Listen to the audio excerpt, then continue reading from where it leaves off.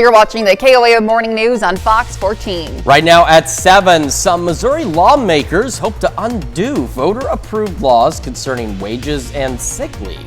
Also, authorities search for a suspected shooter after reports of gunfire in Frontenac.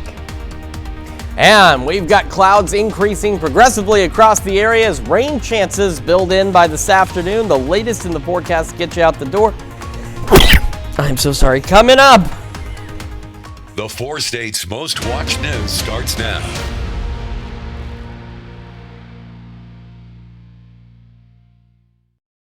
The 4 states' most watched news starts now.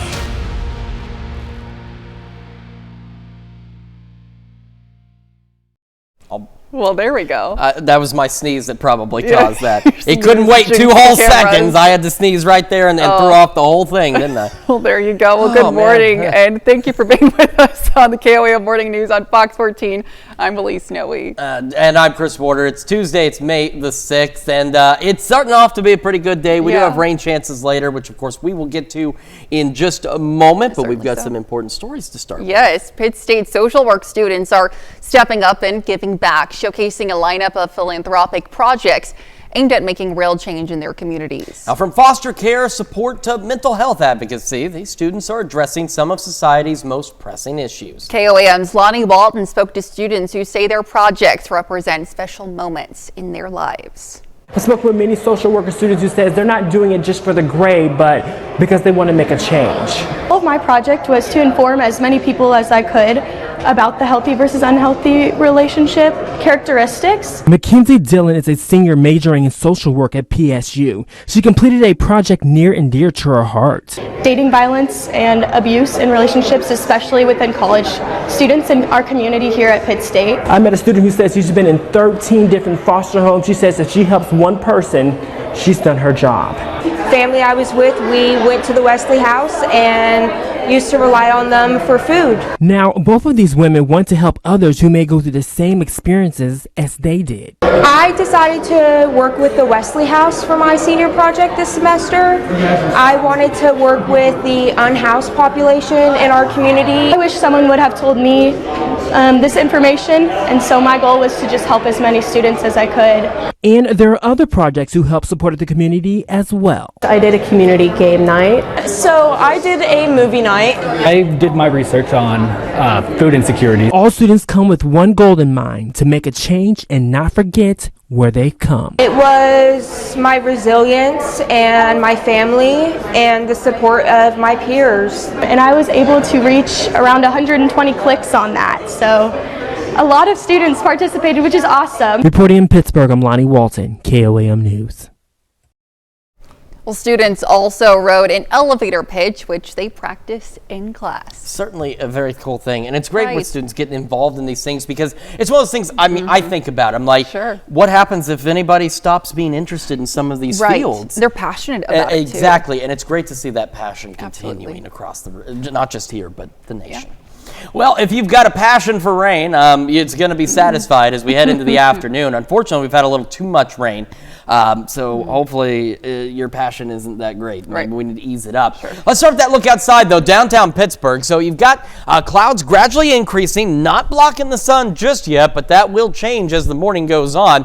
MoDOT camera 20th at range line giving us a great view again of these partly cloudy skies for now, but they'll become mostly cloudy as we head into the afternoon. We've also had some patchy fog, mainly again around the Iola area, so this does include parts of 54. Yates Center, your visibility is down a wee bit, but nonetheless it should be at 10 to be right on at clear visibility, so you're just a little below. So just keep in mind, low beams, not your high beams, fog lights if you've got them. You folks at home should hopefully know the drill, but just in case you don't, I'm going to remind you just about every time it's foggy.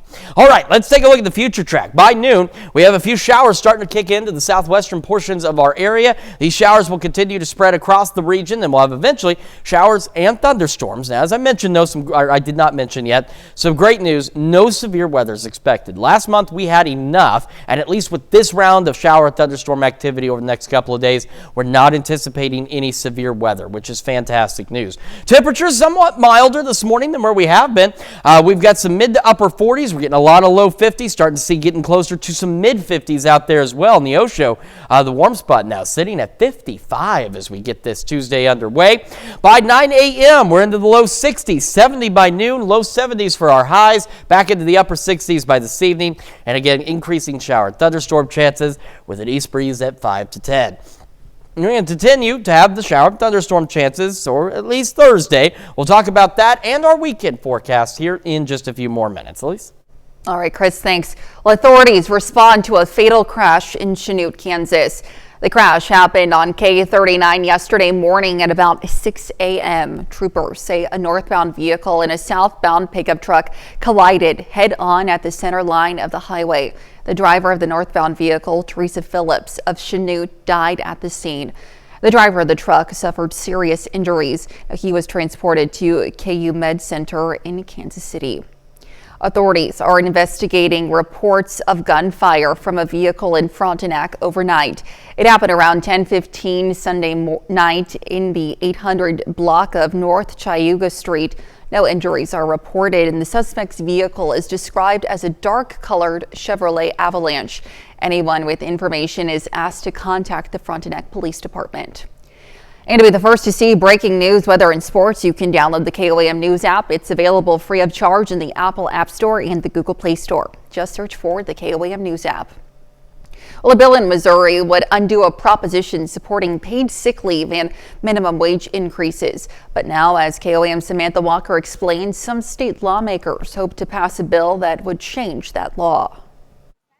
Since Missouri voters passed Proposition A in November, there have been challenges from groups who don't want to see it implemented. Workplace policy decisions are really left between an employer and an employee and should not be mandated by the government. A legal challenge was even brought to the Missouri Supreme Court, with testimony arguing the text of Prop A didn't follow proper election rules. In late April, the court upheld the proposition, saying the court found, quote, there was no election irregularity and the election results are valid. I would like to see it just go into place and be a sign of progress that at least something in the Missouri democratic system still works. The paid sick leave portion of Prop A officially took effect May 1st. Now here's what that means for eligible businesses. For employees that are working 30 hours, that means they've accrued at least 1 hour of paid sick leave. But lawmakers say that's not the end of the issue. The Missouri Chamber of Commerce is now backing efforts in legislature to change the mandates brought on by Prop A. I think also our business community needs to hear that our elected leaders also stand with them and want to make sure that we are a state where businesses can flourish. This is a group of people who already have a belief structure, and even when that belief structure is challenged by the will of the people, they will use their levers of power to overturn the will of the people. House Bill 567 would replace the paid sick leave mandates established by Prop A. Currently, employers with less than 15 workers must allow workers to earn at least 40 hours per year. For larger employers, it's at least 56 hours. The bill would make the act only applicable to employers with 25 or more employees who work on average of at least 35 hours per week. Employees can't use or accrue more than 56 hours per year. The bill would also allow for the use of sick leave to be denied in circumstances where it would disrupt the employer's operations. HB 567 would allow minimum wage to increase to $15 in 2026, as voters approved, but it would no longer adjust for inflation like Prop A established. You just wish that some of these folks in power would say, yep, you won this one, and then move on. The bill was passed through the Missouri House in March. The state Senate will also have to pass it for it to go to the governor. Reporting in Missouri, Samantha Walker, KOAM News. Well, the Missouri legislative session ends on May 16th. Those in support of House Bill 567 hope to get it to the governor's desk by then. And those are our top news stories this half hour. Coming up next, Jasmine Kyle from the SEK Humane Society joins us and will introduce us to a new furry friend. Well, welcome back. We have Jasmine Kyle with the SEK Humane Society with us this morning, and she wants to introduce us to her new friend and my new friend too, Snickers. Good morning to you both. Good morning. So happy to have you. So tell me more about this cutie Snickers. She is really playing it up, y'all. So yeah, this is a very rare intake that we have in our hands. So this is Snickers, and very obviously she is a Welsh Corgi. So we do not ever get Corgis and not ever really breeder surrenders of this breed. So she was used for puppies for many, many years. But she's an absolute doll. Now, she is a full-blooded Welsh Corgi. She actually does come with paperwork from the AKC, which is the American Kennel Club Association. If you've ever watched the giant dog show on Thanksgiving, that's AKC. So whoever adopts her, she could actually be used for dog shows if you're into that jazz. But she's a family dog. She is an absolute angel, as you can see. She's not food motivated. She's people motivated. All she wants is to be loved on and petted every single minute of the day. We've done some behavioral testing with her, just like what we do with all of our surrenders and breeder cases, and she's fantastic. She's done great with cats. So sweet. She's done amazing with kids. We see no behavioral concerns currently with her. She's just a very rare intake that we have. So with these cases, we, and of course, compared to our amazing other larger dogs on site, we'll get hundreds of calls. Do you have Yorkies? Do you have Corgis? Do you have Shih Tzus? So we hope she does go on a faster way out the door, but she will have a higher adoption fee. If you were looking on the marketplace for her with that AKC paperwork, she's anywhere from $1,500 to $2,000. Our hero pet fees, they're $300. So still quite a discount compared to our usual fee, but her extra fee will go to help pay for medications. Like we have a dog that is recovering from seizures. We just had 3 kittens born yesterday and they need infant formula. So by Snickers going home, she's not only paving the way forward for us to intake another dog in her place, but all of that will be used to help many more animals at our facility. Absolutely. But she is going to be spayed, so she will not be giving no more litters in the future, but she is an amazing dog, you guys. An amazing dog. Oh, she is just so sweet. And I also wanted to mention that you're raising funds currently for some slip leashes as well. Yeah, so it's an essential tool that every shelter across the world uses. It's a slip leash. We use them for behavioral training, for training puppies to walk on leashes before they graduate into collar styles or into harnesses for the full body.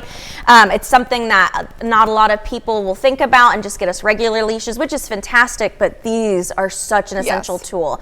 We've got it up on our Facebook page where you can donate directly towards it, or if you want to surprise us and order some like on Chewy or online somewhere and send it to us, that's absolutely fine, but we're in desperate need of them. We have lots of puppies right now, so a lot of our animals are using slip leashes before they graduate. All right. Well, Jasmine and Snickers, thank you so much for being with us this morning. She's just eating it up. Look at her.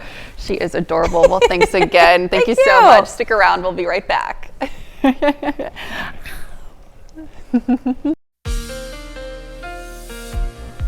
Welcome back to the KOAM Morning News. It's 7:17 on this Tuesday morning. That little Corgi we just had, a cute little fluffy dog. So if you have an opportunity to get up to the SEK Humane Society and get her adopted, you will absolutely love her, because we absolutely love her. We could keep her here. That would have been great, but we can't.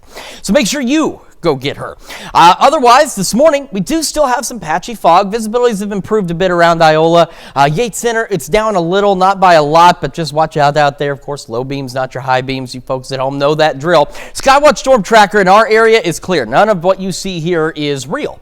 But this is real. We have showers. We have thunderstorms that have rolled through the Oklahoma City metro, stretching back into southeastern Oklahoma. So we can't miss it. We can't miss out on it. Now, again, for those of you maybe are weather enthusiasts like myself, you've probably seen some of the severe thunderstorm warnings that are going on down across Texas. The good news is, as you get north and east of the Red River Valley here, the air mass is just not unstable enough to support severe weather. So that threat should be confined across Texas. We are not anticipating any severe weather with the storms that will roll through our area. By noon, Future Track believes they're just going to be starting to creep in, so at least some light showers initially, maybe some moderate showers. And then we'll see those shower and thunderstorm chances increasing and overspreading a good portion of the region. So some good sleeping weather tonight. That's the great thing, is after last month, it's nice to have some showers and storms that aren't severe. severe. And that's what we're looking at as we go through the overnight hours tonight. Just some rumbles of thunder, some rain on the roof, help you sleep a little better tonight. Well, a fairly mild evening as well, because with the cloud cover, it does keep that warmer air in that we'll have through today. However, with the cloud cover and the rain through our Wednesday, we won't really do that much warming. We're going to be much cooler tomorrow and below normal. Now, you see on Future Track by noon, it's painting some of these brighter colors. Again, nothing severe expected, but we could get some heavy rain with some of these storms that could potentially lead to some localized flash flooding. So just a heads up on that. You want to be weather aware. You want to be keeping an eye out, especially again, as we've had to talk about through a lot of April. If you know your route is prone especially to flash flooding, you want to be very cautious. And if you run across something like that, remember, of course, turn around, don't drown. Showers, storms continuing through the evening. They will be scattered, so at points you may get a little break in the rain out there. They'll continue into our Thursday, and then as we head into Thursday, let's say afternoon and into the evening hours, we'll start to see the shower and thunderstorm chances winding down, and we'll actually begin to clear out as we go overnight Thursday into our Friday. There's a look at those partly cloudy skies in Joplin right now from 7th and Rangeline. Partly cloudy by 8 this morning into the mid-50s. Temperatures warming, mostly cloudy though for just about all of us by 11 o'clock, pushing near 70. And into the afternoon we go. We've got low 70s for our highs. Some of our northern counties may only make the upper 60s, but all in all, not a bad day really temperature-wise. It's just we're going to start to get soggy again. East winds around 5 to 10 miles an hour. Scattered storms through the evening, and again, overnight and into our Wednesday, there will be a few more thunderstorms out there, a few more showers as well, some wider coverage, back into the mid to upper 50s. So as I mentioned, a little milder tonight. And tomorrow and Thursday, though, a bit on the cooler side. We're hanging back into the 60s for Wednesday and Thursday. But then by Friday, just a few clouds, looking fantastic. And if you liked last weekend, then you'll absolutely love this weekend. And it's not deja vu. It's just the same setup for us this weekend. Clear skies, mild temperatures, absolutely gorgeous. Temperatures, though, next week do continue to climb. We are getting into May. So we'll start to see some low, maybe even mid-80s out there. And we're also keeping an eye on some additional thunderstorm chances toward the end of next week. Let's check your forecast. We'll be back with more right after this. Welcome back. We have Charlene Patton from the Kansas Soybean Commission with us this morning, and she's kicking off May with an easy-to-make, delicious salad. Good morning to you, Charlene. Good morning. Happy to have you. So tell me about this wonderful salad that we're making. We're featuring salads during the month of May. This one is an edamame cucumber salad, and we're using English cucumbers. Okay. I'm going to have you get started with our dressing. It's kind of an oriental flavor. You have rice vinegar in here, soy sauce, a little bit of vegetable oil, and the soy nut butter. So if you're allergic to peanut butter, the soy nut butter is great. And then I'm going to add some ginger in here and some garlic powder. Just mix this all in there? And you just mix that all together, and I'm going to stir this. We have our edamame, and boy, it's so easy to prepare it anymore because it comes in the frozen pouches that you can just put right in the microwave. So we added that, and then this is our English cucumbers. And the benefit of those is that they don't have seeds in them. So you'll see those in the grocery store, and then some green onion. This would make a great and easy salad to make for Mother's Day. Yes, very refreshing and light. That's right. And look how pretty that is, gorgeous. All those colors. And now all we're going to do is pour that over it. There we go. And that soy butter just broke up really nicely and blended together great. And kind of makes an, like I said, an oriental salad here. We'll just stir that. And then the final topping is just to add some sesame seeds on the top there. And you have a delightful salad that would be great for Mother's Day. You can see we have it on display. And then I'll mention real quick that we have the new Soy Foods Guide. Fantastic. So if they call our office or write us or go on the website and request it, we'll send them all the recipes for May and also the new Soy Foods Guide. Fantastic. If people want to do that, what's the number, Charlene? They should go to our website at kansassoybeans.org or call the number at 877-KS-SOYBEAN. Well, Charlene, as always, thank you so much for being with us. So excited to start off the month of May with this delicious salad. Be sure to call the number or visit their website. We'll, of course, be right back. The 4 states' most watched news starts now. Welcome back to the KOAO Morning News on Fox 14. It's currently 7:29. I'm Elise Snowy. A Crawford County judge sentences a man and woman for their roles in the fatal drug overdose of a teenager. The suspects are 39-year-old Tabitha Wilson of Pittsburgh and 47-year-old William Davis of Girard. Authorities say they had distributed fentanyl, which led to the death of 18-year-old Cooper Campidi. The teen was found unresponsive in his Frontenac home in April of last year. Wilson gets just over 5 years in prison for involuntary manslaughter and distribution of fentanyl. Davis gets nearly 4.5 years for distribution of fentanyl. Crawford County Attorney Reiner Probert says fentanyl cases are increasing in the county and her office will continue to prosecute cases like this. Missouri State Treasurer Vivek Malik made a stop in Joplin. Malik is on a tour throughout the state to spread awareness about the MOST 529 Education Savings Plan offered by the Treasurer's Office. The Economic Security Corporation's Head Start program held an event for Malik to share the benefits of investing in an educational savings plan with Joplin residents. It's a great way for parents and grandparents to put that money away, and which it grows over time, and also that growth in that account is federal and state tax dollar free, and save that money for your kids or grandkids' future and secure their future. The Head Start program seeks to provide financial literacy classes to parents focusing on budgeting. Well, the Joplin Area Chamber of Commerce announces this year's winners of the Golden Apple Award. Now, the award recognizes teachers in the Joplin community. This year's winners came from a list of 52 teachers nominated by peers, students, and parents. This year's winners are Stephanie Lynch of Soaring Heights Elementary School, Aaron Geating of McKinley Elementary School, and Landrum of New Heights Christian Academy, and Brad Douglas from Joplin High School. All of the nominees and those who nominated them were recognized during a ceremony at Missouri Southern. Now let's head over to Chris for another look at your forecast.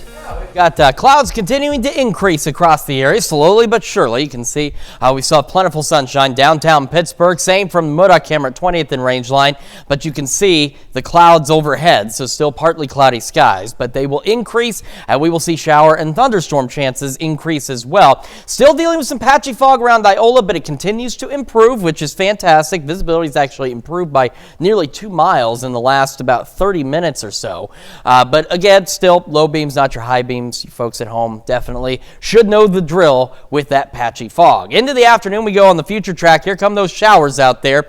Will already be mostly cloudy ahead of these showers. In fact, these showers and storms right now pushing through the Oklahoma City metro, stretching back into southeastern Oklahoma. We'll have scattered showers and storms continue throughout the day today.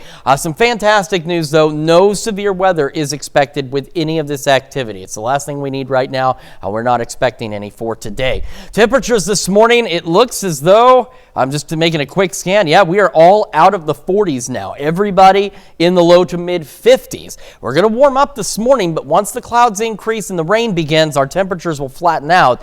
So low 60s by 9 o'clock, 70 by noon, low 70s for our highs for most of us. Some upper 60s will be possible, and then back into the upper 60s this evening. Shower, thunderstorm chances increasing, and we'll have that wind east at about 5 to 10 miles an hour. Showers and storms will continue through at least Thursday. We'll talk about those rain chances and the upcoming weekend here in just a few more minutes. Elise? All right, Chris, thanks. And don't forget, you can be the first to know about the day's weather with the KOAO Sky Watch weather app. Get severe weather updates sent straight to your phone. It's available free of charge. You can search for it in the Apple App Store and the Google Play Store. KOAO Sky Watch weather app. Well, the National Weather Service is in worse shape than previously known due to a combination of layoffs, early retirements, and pre-existing vacancies. Most divisions of the agency, which employs scientists and specialists in weather, oceans, biodiversity, climate, and other research and planetary monitoring fields, were affected. Ivan Rodriguez shares the discussion, the possible impacts this could have as hurricane season approaches. The Atlantic hurricane season officially begins in less than a month, and the nation's forecasting agency is in disarray as what could be a destructive season unfolds. Several current and former agency meteorologists say they're concerned forecast and life-saving warnings are not going to be issued in time.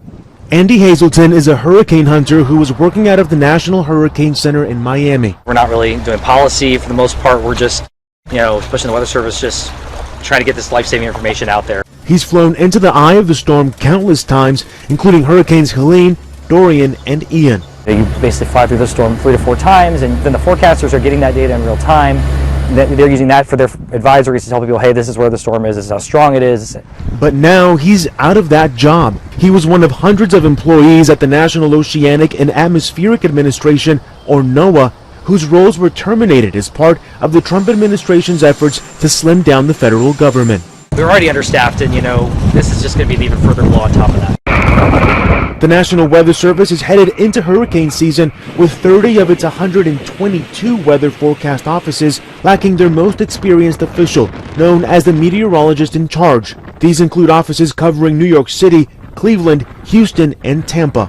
It's a job that gets very, very busy whenever there's active weather, and you're responsible for keeping an eye on everything. When you don't have that position filled, you're basically asking other members of the management team to step up and do those things. And when the weather is getting very active, it's very hard to keep up with that. Further cuts to NOAA are in the works, though the NWS may not suffer the brunt of that next round, according to internal federal documents. 5 former National Weather Service directors are also warning the American people in an open letter. Quote, NWS staff will have an impossible task to continue its current level of services. Our worst nightmare is that weather forecast offices will be so understaffed that there will be a needless loss of life. In Atlanta, I'm Ivan Rodriguez. And that's a look at our top news stories coming up this half hour on the KLEO Morning News. President Trump and the new Canadian Prime Minister look to resume trade talks. We'll have the latest. In Consumer Watch, well, if you haven't gotten your real ID yet, you do have some options to use to still travel. Real ID requirements to fly through airports domestically begins tomorrow at TSA checkpoints. Now, many Americans are still scrambling at state motor vehicles offices to update their driver's licenses, which will show a star in the spot in the top right corner. Without a real ID, there are still some options like U.S. or foreign issued passports or passport cards, a fee-based DHS Trusted Traveler card, a permanent resident card, and even Indian Tribe Nation or Enhanced Indian Tribal cards. You might still be able to fly if TSA can further verify your identity without one. Live Nation says it expects a record summer concert season. The company says shows in stadiums are up 60% from last year, with tours from artists including Beyonce and Kendrick Lamar. A Wall Street Journal report cites data from financial analysis company FactSheet that says Live Nation racked in $3.38 billion for the first quarter. Now that is down 11% from last year, but the amount exceeded analysis expectations. The company also took in $5.4 billion in deferred revenue, up 24% from last year. Live Nation says it sold 95 million concert tickets through mid-April, a double-digit increase over the same time last year, with 80% of the sales belonging to stadium shows. And raising prices and pulling more business out from a cost-saving location, that's what a kingpin toy maker is planning to do. Mattel, maker of iconic toys such as Barbie, Hot Wheels, card game Uno, and more, says it's ditching its economic forecast for the year because of tariff uncertainty that affects consumer spending. The toy maker says it will also have to raise prices this year. Mattel is expected to be hit by an estimated $270 million cost in tariffs. Mattel will also cut some of its toy production out of China. Currently, about 20% of Mattel's imports come from China. Mattel wants that dropped to under 10% by 2027. Well, the Canadian Prime Minister is in Washington today to meet with President Donald Trump. Now, it's a tradition for that country's leader to travel to the U.S. first after being elected. But this visit follows the Prime Minister's previous trip to Europe. The snub comes after Trump imposed new tariffs on a list of Canadian imports, and Canada retaliated. Amy Kiley reports many observers hope today's meeting will de-escalate trade tensions between the two countries. I think it's going to be a fascinating meeting. Canadian Prime Minister Mark Carney is meeting with President Donald Trump at the White House today. Many investors and business owners on both sides of the border are hoping for a trade deal. I'm not sure what he wants to see me about, but I guess he wants to make a deal. Under Trump's executive orders, the U.S. now charges 25% tariffs for importing Canadian steel, aluminum, vehicles, and non-exempt auto parts. That's also true for anything non-compliant with the U.S.-Mexico-Canada trade agreement. Trump is threatening duties on pharmaceuticals, lumber, and the film industry. He says he doesn't want a trade deficit between the countries. We don't need their cars, we don't need their lumber, we don't need their energy, we don't need anything. In response, Canada now charges retaliatory duties on some U.S. exports. Many economists say tariffs are inflationary. They say U.S. businesses that pay them on imports are likely to pass on some or all of the costs to American consumers. That means higher prices. Most people walking through it are saying this is one part ancient economics, almost a mercantile America, and in another part made up ideas where maybe down the road we'll get some clarity. Carney is a former central banker who campaigned on standing up to Trump. America wants our land, our resources, our water, our country. Never. I'm Amy Kiley reporting. Also comes as Trump is reiterating his desire to make Canada a U.S. state. And those are our top consumer stories. Let's take a look at the market prices before the opening bell.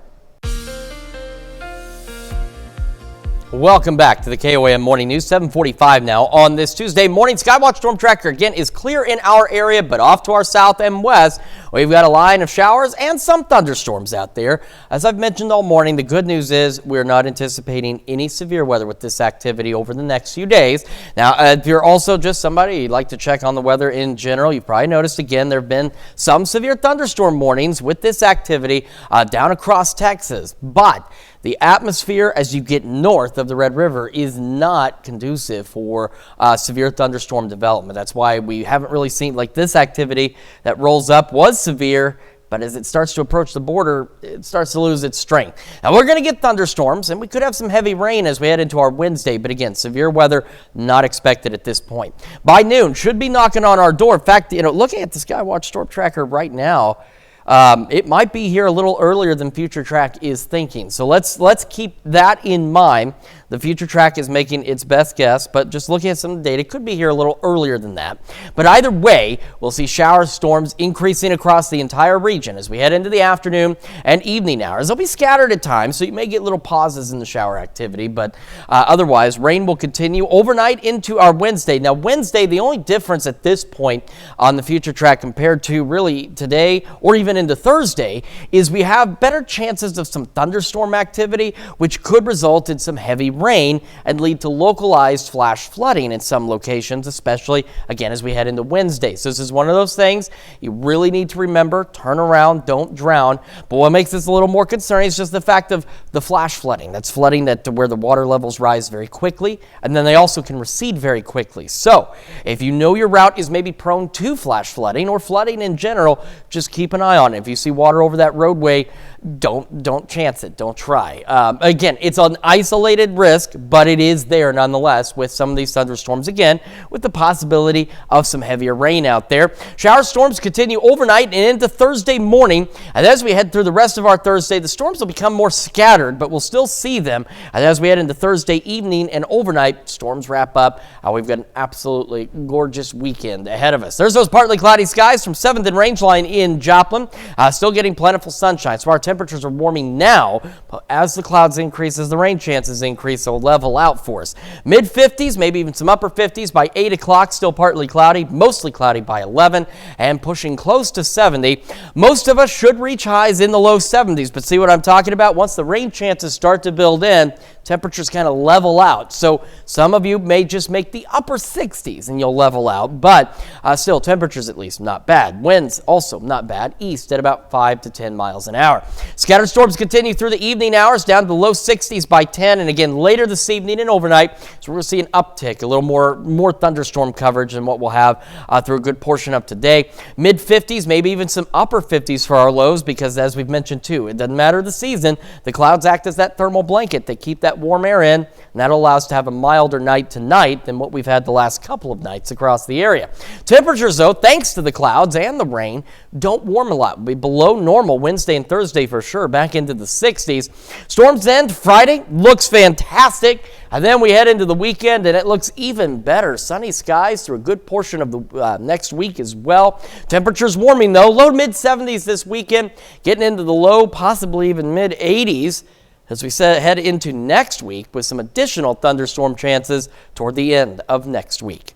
Let's check your forecast. We'll be back with more right after this. Well, the race is on as soon-to-be college graduates make their plans to pursue various career opportunities. But current economic outlooks could be complicating their future endeavors. Fox News' Sue Guzman takes a closer look at the potential threats and what can be done to help cut through the competition. College graduation season drawing near, career counselors say many seniors are preparing to navigate a job market dominated by growing uncertainty. Obviously, the tariffs have a lot to do with things. While President Donald Trump says his tariffs will strengthen the American economy, some business experts warn they could do more than raise the cost of goods, citing the potential for companies to reevaluate their recruitment goals. A lot of companies have pressed pause. What that means is they are waiting to see how the tariff situation is going to impact their hiring. This unpredictability may also reduce the availability of some lower-level jobs. A lot of people who might have been looking for promotions or other opportunities are staying put. But in a world where more companies are using AI scanners to sort through resumes, it can be easy to get lost. If you're sending the same resume, regardless of what the company is or what the position is, you're probably not going to hear back because you need to tailor your resume for every job that you find. Going beyond job posting sites and networking can help you land positions that haven't been listed. Creating those relationships with people that might be able to refer you to an opportunity that hasn't been shared with the general public. If you are unsure where to start, try a tactic known as informational interviewing. Find somebody that's in the role that you want to be in 5, 10, 15 years from now and say, hey, can I have 10 minutes of your time just to chat with you about your current role, how you got there? Sue Guzman, Fox News. That's interesting, Yes. the things, my first job a long time ago, I just bothered the people until they gave me a job. It shows tenacity and persistence, Yeah. and it could work. You never know. Lots of great tips there, and it's such a difficult job market to navigate nowadays. So. Certainly, it really is. It's a lot more challenging now than it used to be as well. Oh, we have some shower and thunderstorm chances. We're going to take a quick look at the Skywatch Storm Tracker. And again, in our immediate area, there is absolutely nothing there. But off to our south and west, here comes some showers and storms. Again, no severe weather expected, but rain will overspread the area over the next few hours and last at least until Thursday. One more look at your forecast and the news you need to know when we come back. And here's a check of today's top headlines, the news you need to know before you head out the door. Authorities respond to a fatal crash in Chanute, Kansas yesterday morning. The crash happened on K39 about 6 a.m. Troopers say a vehicle collided head-on with a pickup truck at the center line of the highway. Teresa Phillips of Chanute died at the scene. The driver of the truck suffered serious injuries. He was transported to KU Med Center in Kansas City. Authorities are investigating reports of gunfire from a vehicle in Frontenac overnight. It happened around 10:15 Sunday night in the 800 block of North Cayuga Street. The suspect's vehicle is described as a dark-colored Chevrolet Avalanche. Anyone with information is asked to contact the Frontenac Police Department. And a Crawford County judge sentences William Davis and Tabitha Wilson for their roles in the fatal drug overdose of a teenager. Authorities say they had distributed fentanyl, which led to the death of 18-year-old Cooper Campidi. Wilson gets just over 5 years in prison for involuntary manslaughter and distribution of fentanyl. Davis gets nearly 4.5 years for distribution of fentanyl. And we've got a cloudy and wet day for us. Scattered showers and storms building in this afternoon into the low 70s for our highs. Into the evening we go, more scattered storms and showers and storms continuing overnight as well, back into the mid to upper 50s. We'll have showers and storms continuing as we roll through Thursday. No severe weather expected, but could have some heavy rain Wednesday with localized flash flooding. Then we'll clear out and warm up for the upcoming weekend. So great weekend, just got to get through more rain. Absolutely. The Marion Public Library is making making 5 years of giving books to kids through the Dolly Parton Imagination. The program started in 2020 with just 56 children. Library staff say the goal is to give children a strong start with reading. A special graduation ceremony is planned for later this summer for the kids aging out of the program. And we had so much fun doing this today. We'll be back at noon with more news and weather. Yeah.